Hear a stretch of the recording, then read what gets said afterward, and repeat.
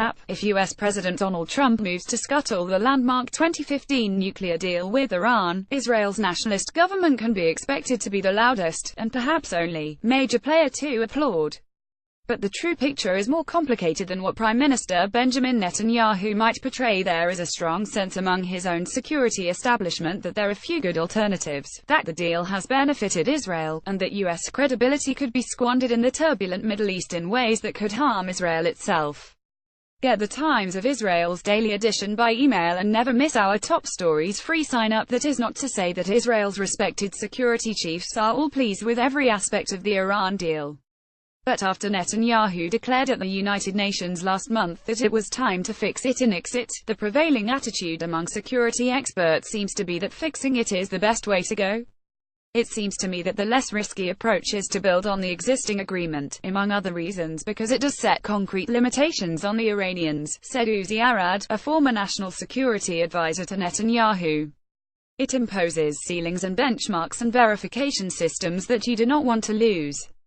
Why lose it? Uzi Arad left talks to Prime Minister Benjamin Netanyahu at a 2009 cabinet meeting.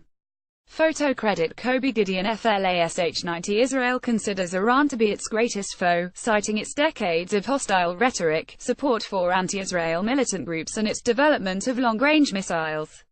Israeli decision-makers see a nuclear-armed Iran as an existential threat, with Iran believed to be rapidly closing in on developing nuclear weapons. Then-President Barack Obama led a coalition of world powers, including Britain, France, Germany, Russia, and China, to the nuclear agreement in 2015. The deal offered Iran relief from crippling economic sanctions in exchange for strict limits on its nuclear program. U.S. President Donald Trump speaks on tax reform and cider hanger at the Harrisburg International Airport on October 11, 2017 in Middletown, Pennsylvania. AFP photo Mandel Nunn. As the deal was being finalized, Netanyahu frantically tried to block it, claiming it did not go far enough. Among his concerns clauses that will lift the restrictions on Iran next decade, quick relief from sanctions, an imperfect system of inspections and the failure to address Iran's other belligerent behavior such as missile tests and involvement in regional conflicts. Netanyahu's opposition was so intense that he delivered a speech to the U.S. Congress railing against the emerging deal in early 2015, setting off a crisis in relations with Obama that never healed. On the campaign trail last year, Trump frequently criticized the Iran deal and vowed to rip it up if he was elected. In his own speech to the UN last month, Trump called it one of the worst and most one-sided transactions in U.S. history. Netanyahu said he had never heard a bolder or more courageous speech at the UN. Following up on his UN performance, Trump is scheduled to deliver a speech Thursday in which he is expected to decertify the nuclear deal by claiming that Iran has not upheld the spirit of the agreement. This would not immediately pull the U.S. out of the deal. Instead, it would kick it over to Congress, which will then have 60 days to decide whether to reimpose sanctions. If that happens, Iran has threatened to walk away. Most of Trump's top national security aides do not want to dismantle the nuclear deal. And America's European allies have also urged the Trump administration not to walk away. MK Michael Oren, who would later that year be appointed as deputy minister in the Prime Minister's office in charge of public diplomacy, seen here on June 20, 2016. Miriam Alster-90. Netanyahu's office said he discussed the matter of decertification with Trump when they met last month but gave no further details. But he is likely to praise any move towards scrapping the nuclear deal. In an opinion column published in the New York Times last week, Michael Oren, Netanyahu's former ambassador to Washington and now a deputy minister for diplomacy, argued that decertification would not be the disaster that critics have predicted.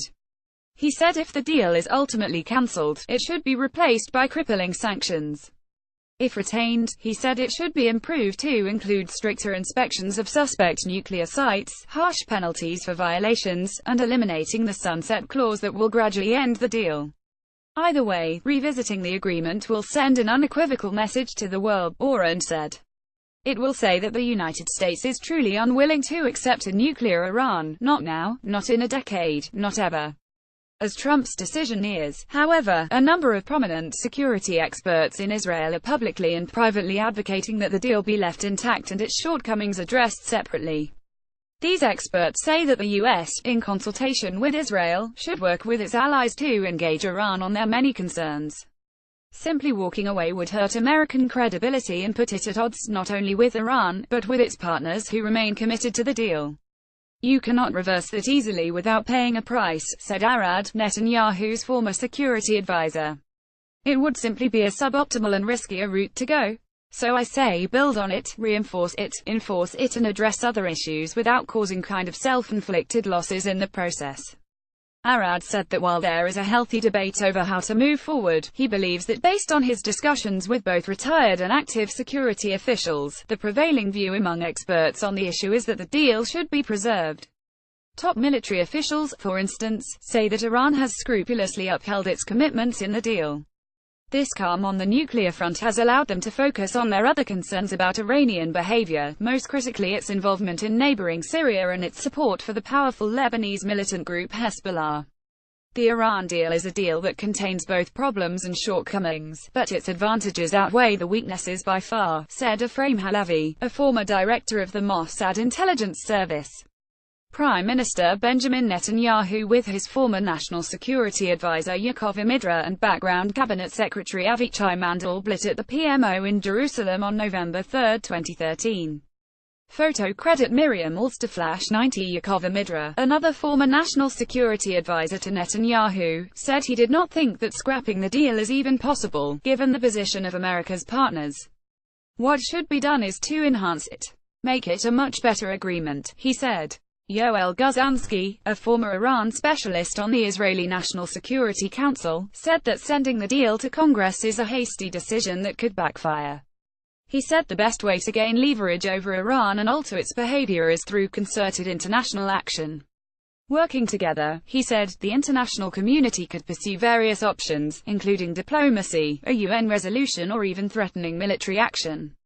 We need to build an international coalition, which we lack right now. No one except Trump and Netanyahu, with all due respect, is supporting this move right now, said Guzansky, a senior fellow at INSS, a prominent Israeli think tank. I really hope the two gentlemen have a program. Chemi Shalev, a columnist with the Haaretz Daily, said Netanyahu was playing with fire by pushing Washington to break an agreement. Washington's signature on any accord will be significantly devalued, and its demands for new agreements with Iran, North Korea or for Middle East peace would henceforth be greeted with polite mockery, he said. Dan Shapiro, who served as Obama's ambassador to Israel when the deal was negotiated, said the lack of alternatives and the uncertainty that cancelling the deal would bring are causes of great concern to the Israeli security establishment. They don't know what will happen if the deal unravels, but it's much more likely that they're going to be faced with a decision point on Iranian nuclear capability much sooner without the deal than with it, he said.